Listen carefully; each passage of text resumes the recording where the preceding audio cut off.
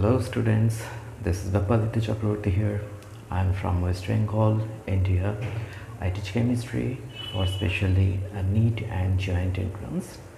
Today I am going to discuss with you a chapter named atomic structure in English as well as in Hindi. First of all, what is atomic structure?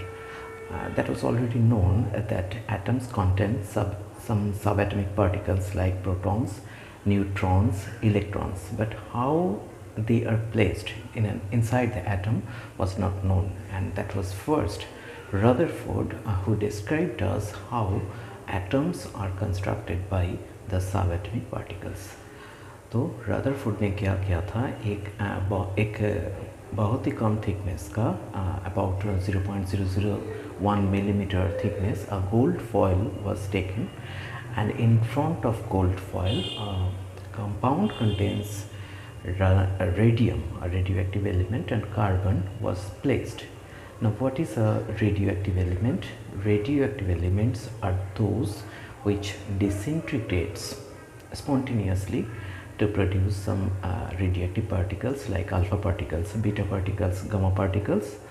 Radium is such a radioactive element which is an alpha emitter, that is, which emits alpha particles spontaneously. Now what are alpha particles? Alpha particles have a mass of 4 units, and each alpha particle contains a positive charge of +2 units. So alpha particles may be an alpha particle may be considered as a helium nucleus. So an alpha particle has a mass of 4 units, that is, it is 4 times heavier than a hydrogen atom. So alpha particle is such a heavy particle.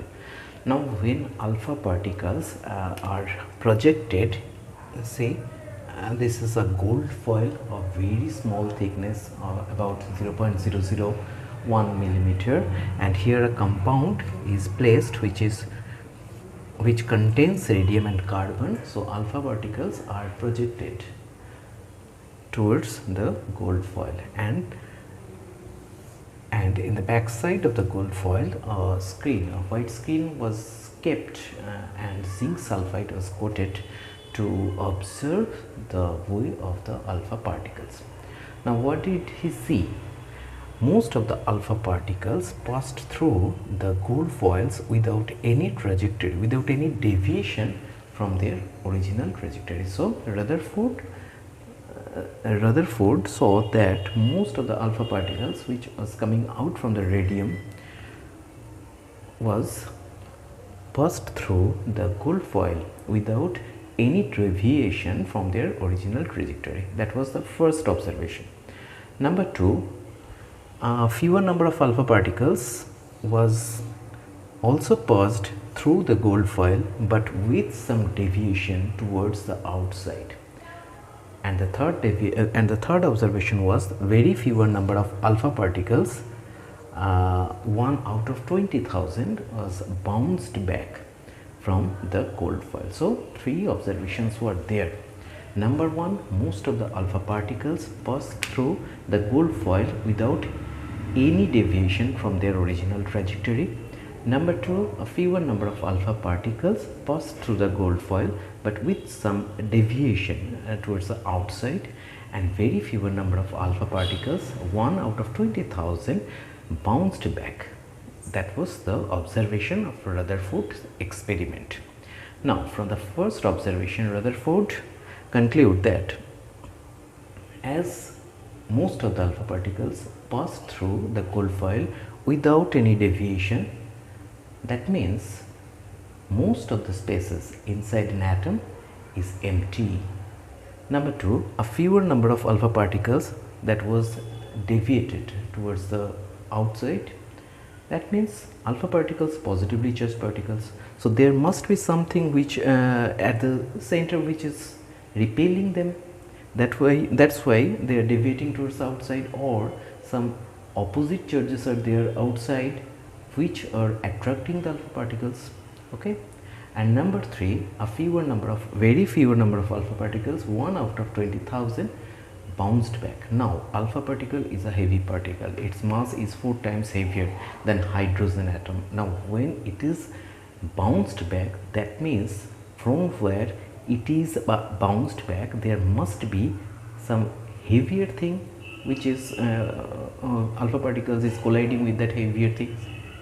So all the mass, and since alpha particle is positively charged, so there must be some positive charge which is repelling the alpha particles. So Rutherford conclude that all the positive charge and mass of the atom is located at the center of the atom. Okay, now all the mass and positive charge, that means protons have mass, neutrons have mass, electrons, the mass of electrons negligible. So all the protons, and protons also have positive charge, neutrons are neutral particles. So all the positive charge and mass, that means all the protons and neutrons of the atom are concentrated at the center of the atom, which is called the nucleus. So that was the Rutherford's atomic model. Number one, most of the spaces inside an atom is vacant or empty. All the positive charge and mass of the atom, that means all the protons and neutrons of the atom, are concentrated at the center of the atom, and which was named as nucleus. Now electrons are rotating around the nucleus in different orbits. That was the Rutherford's atomic model. Next, let's discuss the drawbacks of Rutherford's atomic model. Actually, when Rutherford proposed his atomic model, there was a theory which is called Maxwell's theory of electromagnetic wave, which states that whenever some charged particle, or whenever any charged particle is rotating around something or rotating around its own axis, it creates an electromagnetic field. We have already read that when a electric conductor, some electricity is passed through an electric conductor, and if a magnetic needle is placed below or above the conductor, the magnetic needle deflects. Why? Because the electric conductor creates an electromagnetic field, and the magnetic field of the magnetic needle interacts, so deflects. Okay, so any charged particle, when rotates around its own axis according to Maxwell's law of electromagnetic wave, or Maxwell's theory of electromagnetic wave, whenever a charged particle, whether it is a positively charged particle or it may be a negatively charged particle, rotates around its own axis or rotates around something, it creates an electromagnetic field around itself. Now, to create that electromagnetic field, the required energy is given by the charged particle from its own rotational energy. Actually, a particle, when it is rotating, it has only one energy, and that is rotational energy. It is not translating, so it has not any translational energy. It is not vibrating at all, so it has no vibrational energy. Only it is rotating, so it has only the energy is rotational energy. So it will lose its rotational energy to create the electromagnetic field. If it continues to lose energy, then the velocity or the speed with which it is rotating will be decreasing. Now, similarly, electrons are also negatively charged particle. So when it rotates around the nucleus, it also creates, according to Maxwell, it also creates an electromagnetic field around itself. Now, to create that electromagnetic field, the required energy will be given by the electron from its own rotational energy. So its rotational energy will be decreasing. Now, if its rotational energy is decreasing, then its speed with which it is rotating around the nucleus will also be decreasing. So if its speed is decreasing, so the distance from the nucleus will also be decreasing. So the orbit, the radius of the orbit will be decreasing, and ultimately it will fall into the nucleus. Okay, so like that, electrons rotates around the nucleus. This is nucleus, and electrons rotates with this speed, and again when speed is decreasing, ultimately it will fall into the nucleus. So there will be no separate existence of positive and negative charge inside an atom, but actually the presence of protons and electrons was already discovered. Rutherford could not explain that. That was the drawback of Rutherford's atomic model. Now secondly, the second drawback was the spectrum. तो sunlight को अगर हम एक prism, एक निकल prism से pass through करें और उसके पीछे एक वाइट स्क्रीन हो तो हम क्या देखते हैं? VGR, violet, indigo, blue, green, yellow, orange, red.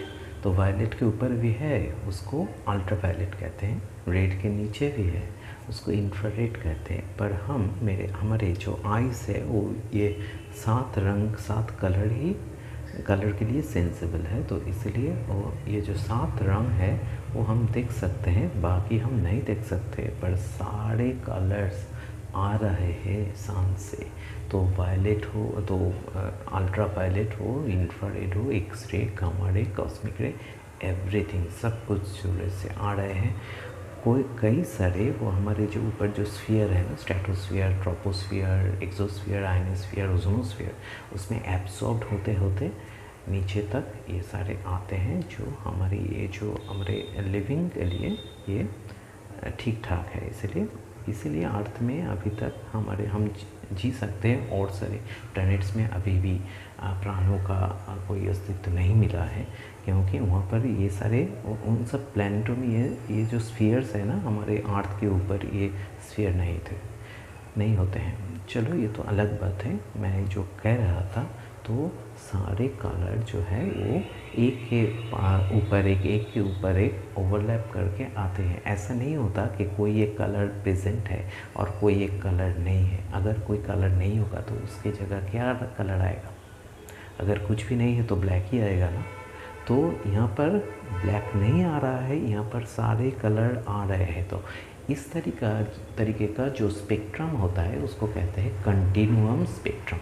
तो because sun is emitting energy continuously, the spectrum of the sunlight is also a continuum spectrum.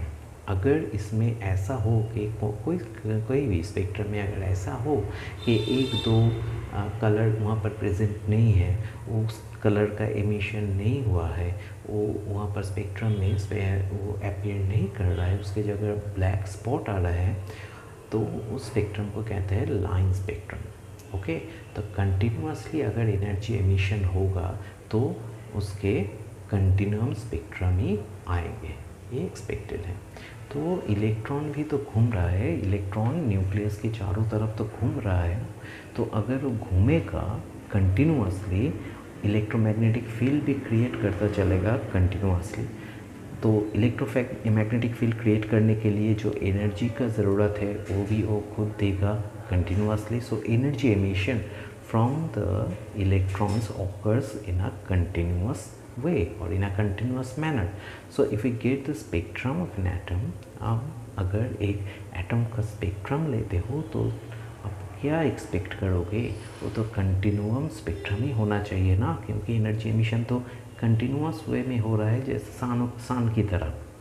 पर ऐसा नहीं होता है। एटम्स का स्पेक्ट्रम ऑलवेज लाइन स्पेक्ट्रम होता है, तो जिसका एक्सप्लेनेशन रदरफोर्ड के पास नहीं था। ठीक है, तो हम इंग्लिश में थोड़ा बता दें कि what is continuum spectrum and what is line spectrum. If all the lines are present in a spectrum, all the spectral lines are present, then that spectrum is called a continuum spectrum. And if some lines are missing, so that is line spectrum. Actually each color, each light contains some amount of energy, and that amount is h nu, where h is Planck's constant and nu is the frequency of that emitted light.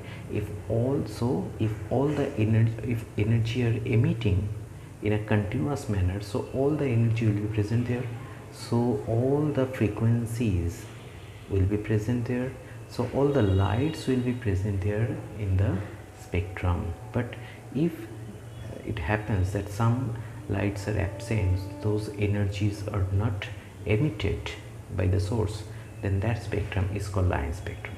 So because sun is emitting energy continuously, so we get the spectrum of the sun as a continuous spectrum, we get visual,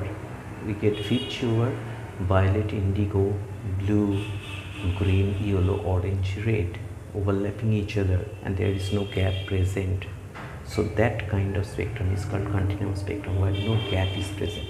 If any of the light is not emitted, that is, if any of the energy is not emitted, then the corresponding frequency, then the light of the corresponding frequency will not be there, and that kind of spectrum is called line spectrum.